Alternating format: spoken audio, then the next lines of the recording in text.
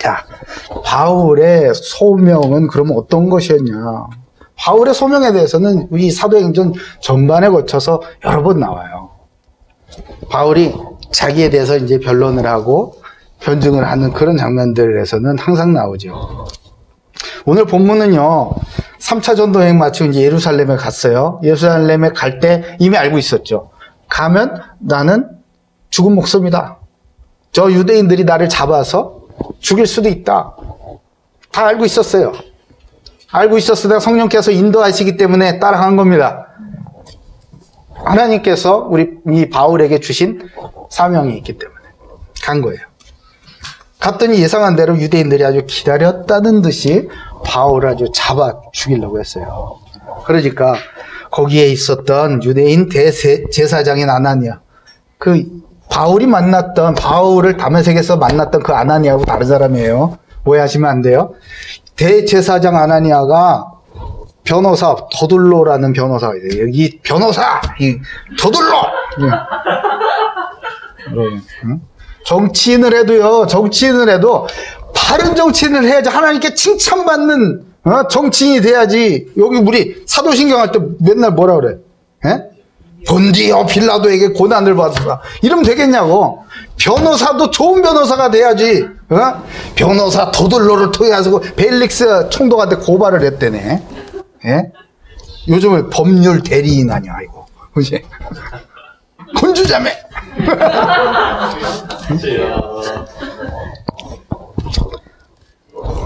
근데 이 벨릭스 총독이 다 들어보니까요, 조사를 해보니까, 로마법에 전혀 저촉되는 게 없는 거예요. 법을 위반한 적도 없고 유예된 것도 전혀 없어요. 그런데 여론은 그게 아닌 거야. 여론은. 예루살렘에 있는 그 유대인들, 실세를 가진 유대인들의 그 여론은 그게 아닌 거예요. 그거 어떡합니까?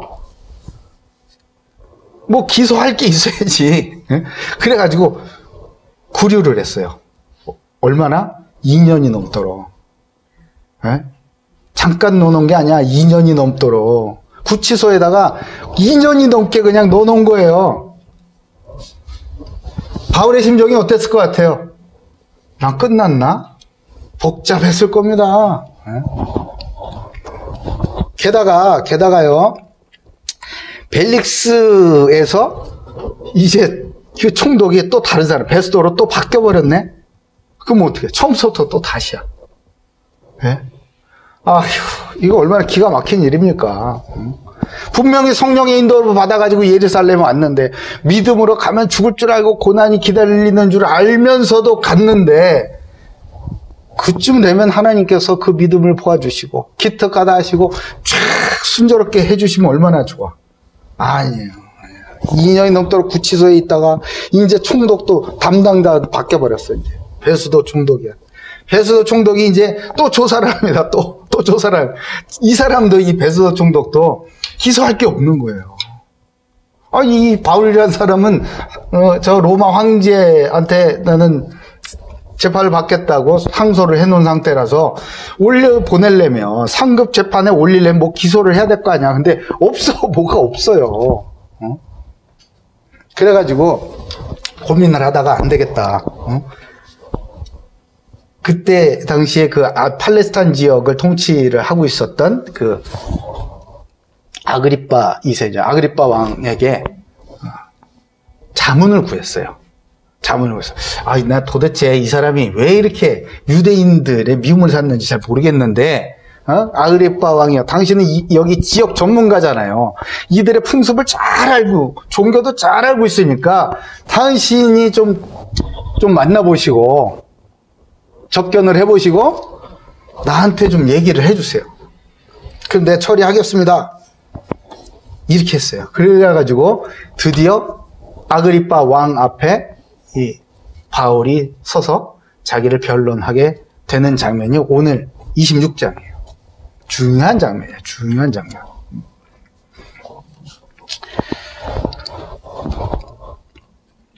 그 첫 번째입니다. 뭐라고 쭉 26장 나중에 시간이 되면 좀 읽어보시고요. 꼭 읽어보세요. 그리고 바울이 자기 소명에 대해서 이제 자기를 변론하는 그 핵심 부분입니다. 첫 번째입니다. 첫 번째, 나는 내가 박해하는 예수라. 13절에서 15절이에요. 13절에서 15절 우리 같이 읽습니다. 시작. 왕이여 정오가 되어 길에서 보니 하늘로부터 해보다 더 밝은 빛이 나와 내 동행들을 둘러 비추는지라. 우리가 다 땅에 엎드러짐에 내가 소리를 들으니 히브리 말로 이르되 사울아 사울아 내가 어찌하여 나를 박해하느냐. 가시체를 뒷발질하기가 되게 고생이라. 내가 대답하길 주님 누구시니까. 주께서 이르시되 나는 내가 박해하는 예수라. 아멘. 주님을 만난 거예요. 드디어 주님을 만났어요. 다메섹에 이 예수를 믿는 자들, 예수를 따르는 사람, 이 잔당들을 싹 다 잡아가지고 소탕을 하러 명을 받들고 다메섹으로 의기양양하게 하나님의 여호와 하나님의 영광을 위하여 의로운 내가 가야지 이러고 이제 간 거예요. 열심을 가지고 가다가 다메섹 도상에서 주님을 만나는, 여러분 다 잘 알고 있을 겁니다. 바울이 주님을 만나는 그 유명한 다메섹 사건을 지금 바울이 이 아그리빠 왕 앞에서 또 얘기를 하고 있는 거 아니겠습니까? 왕이여 정오가 되어 길에서 보니 난 하늘로부터 더 밝은 빛이 나왔답니다. 하늘로부터 더 밝은, 해보다 더 밝은 빛이 비춰졌대요. 이 빛은 바울만 봤어요? 다 봤어요? 다 봤어. 다 봐가지고 다 땅에 엎드렸답니다. 신기하죠? 응? 근데 내가 소리를 들으니 히브리 말로 사울아 사울아 내가 나를 어찌하여 박해하느냐 그래요. 이 소리는 누구만 들어요? 바울만 들었어요. 예? 이게 중요한 겁니다. 예? 빛은 다 비쳐요. 하나님의 영광, 하나님의 은혜는 누구에게나 다 임하는 거예요. 근데 이 하나님의 음성 누구만 들어? 하나님 마음속에 있는 사람만 들어요. 여기서 더 중요한 거, 이 하나님의 이 놀라운 음성을 나의 것으로 탁 만들게 하는 중요한 포인트가 바로 여기에 나오는 거예요. 15절에 내가 대답하되 주님 누구십니까? 이 질문이 바울의 인생을 바꿔놓은 질문이에요. 주님 누구십니까? 우리는 문제 터지면 그러죠. 이거 어떻게 된 거예요? 나 어떻게 해요? 아니요. 주님 누구십니까? 올바른 질문이에요. 영적인 질문이에요. 본질을 꿰뚫는 질문이에요. 이 어려움, 이 문제를 통해서 나에게 만나주시는 그 주님은 누구십니까? 이런 질문이 나와야 된단 말이에요. 주님을 만나니까 주님이 누군지 드디어 알게 됐죠. 그죠?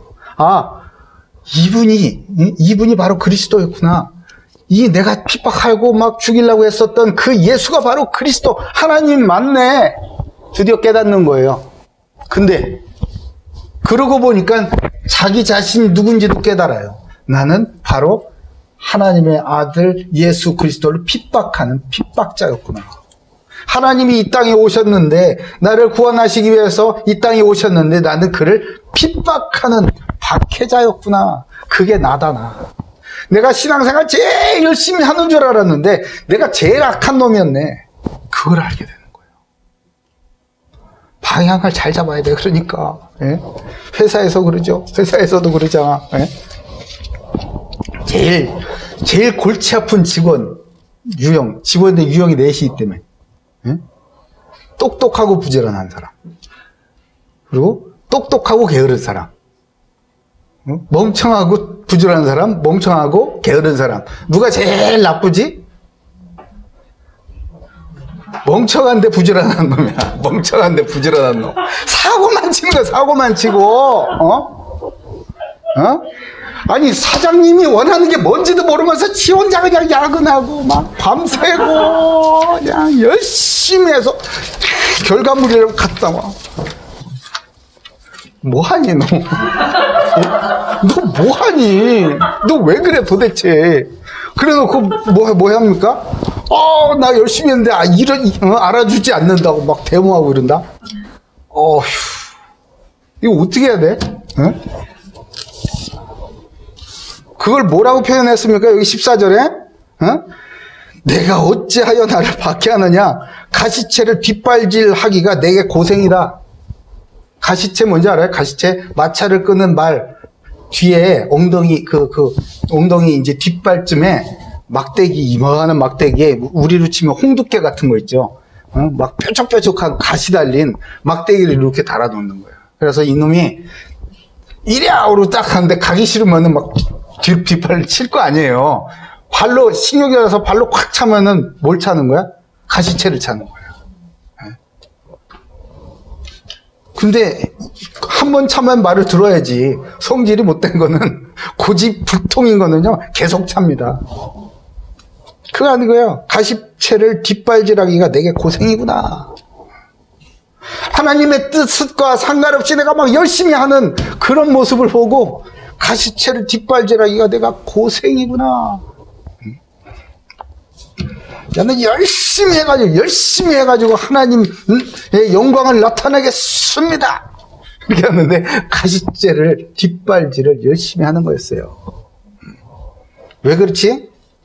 주님을 만나지도 못한 상태에서 내 맘대로 하니까 그렇지. 에? 여러분 연애해봤어? 연애해봤어? 눈을 까네? 연애 안 해봤어? 어? 사랑은 어떻게 하는 거예요? 상대방이 원하는 것을 위해서 나를 희생하는 거. 그게 사랑 아니야? 맞죠? 근데 내가 해주고 싶은 것, 내가 할 수 있는 것, 그거를 막 열심히 해놓고 받아주지 않으면 화내는 거. 그게 사랑이야? 그건 아니잖아. 그죠? 스토커지, 그거는. 그 가시채를 뒷발질하기가 내게 고생이구나. 그 말씀 하시는 거예요. 그러니까 무슨 말씀이에요? 하나님께서 우리를 찾아오시고 우리를 만나 주셔야 진짜 제대로 된 인생의 본론은 그때 시작이 된다라는 거예요. 여기서 보니까 빛이 비쳤죠. 빛이 비쳐야 돼. 우리 인생에 빛이 비쳐야 돼요. 우리의 영혼에 빛이 비쳐야 돼요. 우리의 마음에 구석구석 빛이 비쳐야 되고요. 우리의 생각에 빛이 비쳐야 돼요. 그래야 창의력 넘치는 생각도 하지요. 예? AI가 더 많이 알더만 요즘에는. 예?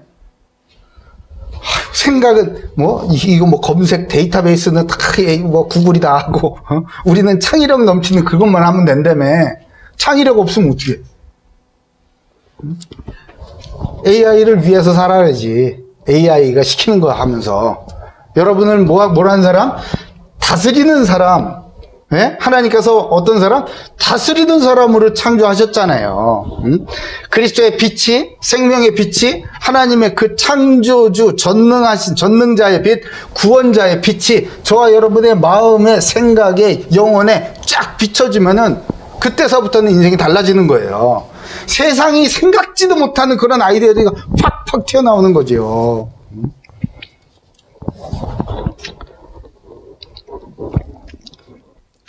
에베소서 5장 8절에 보니까 너희가 전에는 어둠이더니 이제는 주 안에서 빛이라. 빛의 자녀들처럼 행하라 말씀하세요. 예수를 믿고 하나님의 자녀된 모든 성도들은요, 주 안에서 뭐라고요? 빛이라고요. 빛. 여러분이 가는 곳마다 빛이기 때문에 그곳이 어떤 곳이든지 간에 어떤 조직이든지 간에 그 조직이 이 본질 있어야 하는 그 전체성이 살아나면서 제대로 역할을 하고 제대로 돌아가기 시작을 하게 되는 거예요. 빛의 역할을 잘 감당하시기 바라요. 그러면서 동시에 하나님의 음성을 들으셔야 되는 겁니다. 그 음성은요, 근데 음성은 아무나 못 들어. 우리 지난주에도 우리 집사님께서 귀 있는 자가 귀 있는 자. 이게 왜 그 말을 이렇게 강조를 하셨을까? 답답해서 그래. 답답해서. 똑같이 얘기를 해주고 똑같이 지도를 해줘도 이걸 못 받는 사람들이 있더라 이거야. 왜 그러지? 분명히 역량이 딸리는 건 아닌데 왜 이걸 듣지를 못하지? 귀가 없어서 못 듣는 거예요. 귀가 없어서. 안타깝지. 그 입장에서는. 근데 그 귀 있는 자 들으라, 귀 있는 자는 들으라 하신 그 말씀, 여러분, 내게 귀를 주시옵소서 이렇게 기도하셔야 돼요.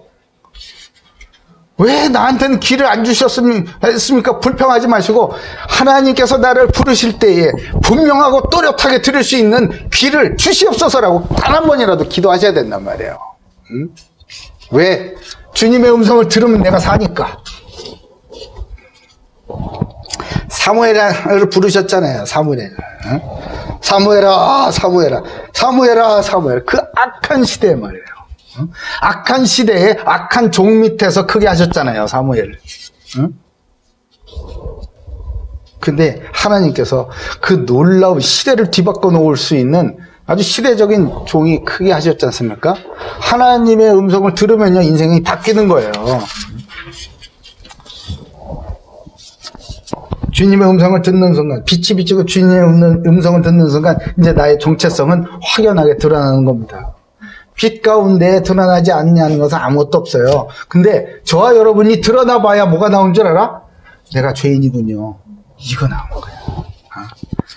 내가 아주 잘나고, 내가 다스리는 자고 말이야. 내가 좀 해보면은 다 잘 되고 말이야. 이게 아니라, 누구든지 주님 앞에, 그 주님의 빛 가운데, 다시 말해서, 그 주님의 십자가 앞에 딱 서면요, 다 무릎 꿇게 되어 있습니다. 에베소서 5장 13절에, 그러나 책망을 받는 모든 것은 빛으로 말미암아 드러나는 것마다 빛이니라. 그리스도 안에서는요, 드러나는, 그리스도의 빛 가운데서 드러나는 것들 있죠. 그것이, 잘 들으셔야 돼요. 그것이 오히려 세상에 그리스도의 빛을 비추는 도구로 쓰임받게 된다는 말씀이에요. 주님의 빛 가운데로 나갔을 때 내가 죄인이구나, 너무 부끄럽다, 나 같은 자는 쓸모가 없어 라고 고백할 때 주님께서는 저와 여러분을 놀라운 그리스도의 증인으로 이렇게 세우는 줄 믿으시기 바라요. 세리가 예수님을 딱 만나니까 그랬잖아요. 세리는 누가복음 18장을 얘기하는 거예요. 세리가 멀리 서서 감히 눈을 들어 하늘을 쳐다보지도 못했답니다. 자기가 어떤 인간인지 알고, 자기가 어떻게 살아왔는지 알고, 자기 머릿속에는 아주 본능적으로 계산기를 두들겨서 뭐가 이익이고 뭐가 이익이고, 이익이 안 되고, 저 사람이 만나면 손해고 저 사람이 만나면 손해가 안 되고, 이런 거 막 짝짝짝 돌아가는 그걸 알아요. 그러니까 예수님이 지나가시니까 멀리 서서 감히 눈을 들어 쳐다보지도 못했대잖아요. 그러면서 다만 가슴을 치며 이르되 하나님이여 불쌍히 여기소서 나는 죄인이로소이다. 이렇게 되잖아요. 빛이 비추고 하나님의 음성을 듣는 사람의 올바른 태도가 바로 이거예요. 무릎이 꿇어지는 거예요. 나는 죄인이군요. 내가 아무것도 아니군요. 내가 교만했습니다. 주님이 하시옵소서. 나 정말 아무것도 못하는 거 아시죠? 주님의 말씀만 붙들고 나 최선을 다할 뿐입니다. 모든 것을 주님 손에 맡깁니다. 이렇게 나와야지 정상적인 하나님 자녀 구원받은 성도의 반응이라는 거예요. 죄인이 죄인인지도 모르고 고통 중에 살아가기 때문에 우리가 아무리 노력을 해도 하나님 만날 수가 없는 거예요. 그래서 예수님께서 생명의 빛으로 오셔서 저와 여러분 그리고 온 세상을 비춰주시는 것 아니겠습니까? 자신이 죄인임을 드디어 깨닫게 되고 오직 그리스도만 소망임을 붙잡게 하시는 것이 우리 인생의 변화되는 바로 그 시작이에요. 그때부터 우리는 그리스도 안에서 내가 누구인지 깨닫는 거예요.